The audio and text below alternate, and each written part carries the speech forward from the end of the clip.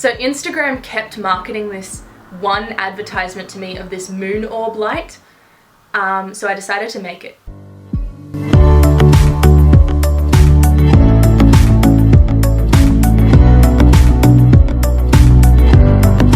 Hey guys, today I've got another DIY room decor project, but this could also be a DIY gift project considering that Christmas is coming up really soon. And it stumped me for quite a while. Like, I've been thinking about this over the last 6 months or so.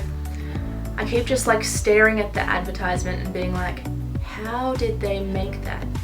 And of course, because I spend so much time looking at that advertisement, it just keeps getting advertised to me. Anyway, it wasn't until I was in the reject shop and I saw these like solar dome light things, and I was like, that's it. That's what I'm gonna use to create it. And I decided to get a cheap light. This one came from Bunnings, just because with a battery operated light, it's all self-contained and it means that I don't need to worry about wires, and I can just have like an independent orb that's just cool to be able to hold and throw, and you don't have to worry about it being plugged into a power outlet. I hope you guys enjoy this video. Let's get started. So these are the 2 dome lights that I got in this little kit that I found at the reject shop. Basically, if you can find some semi-transparent spheres, that will work. And then this is this funky light that I found at Bunnings. I started by taking apart the light so that I was left with just the battery pack and the LED lights. Then I drilled a hole into one of the spheres and filed it down. And I made it a tiny bit smaller than the button. This is so that I can put a bead on top of the button and it will allow me to press the button that is inside the orb, if that makes sense. Also, if you want to see some behind the scenes, I always post them on my Instagram, so I'll have that linked below if you want to check that out.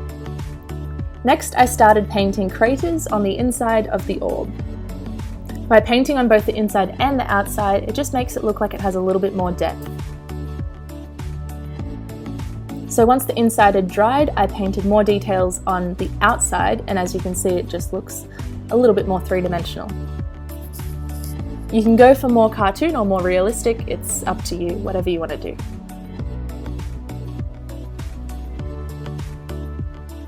Once I was happy with it, I glued this smaller bead that fits in the hole we drilled onto the button of the existing light mechanism. Then I glued the light mechanism inside the orb, and I just used some little pieces of foam core to make it sit properly.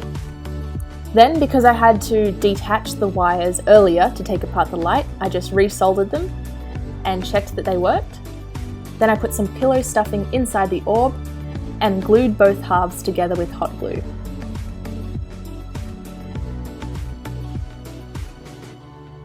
Next, to make the stand, I got this 18 by 18mm wood pieces and cut them into 3 pieces that were 85mm long and 3 that were 45mm long. Then I glued them together into these L shapes. Once the 3 L shapes were dry, I attached them together like this to make the stand. I just used wood glue because I didn't want it to have any visible nails. Then this is the completed light. You can turn it on with a little button, and I reckon it looks pretty cool when it's off as well as when it's on.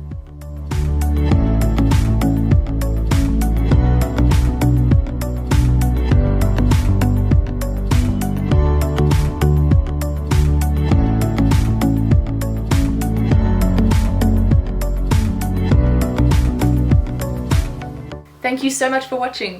Let me know what you think in the comments below, and if you have any recommendations for things that you've seen advertised to you that you'd rather just make yourself, let me know and I might make it into a video. If you want to see more DIY room decor, I've got a whole playlist for that, and I've also got a whole playlist of all my DIY gift videos if you're starting to think about what you can make to give someone for Christmas. Both of those will be linked in the description box. I hope you have a great day, and I'll see you next time.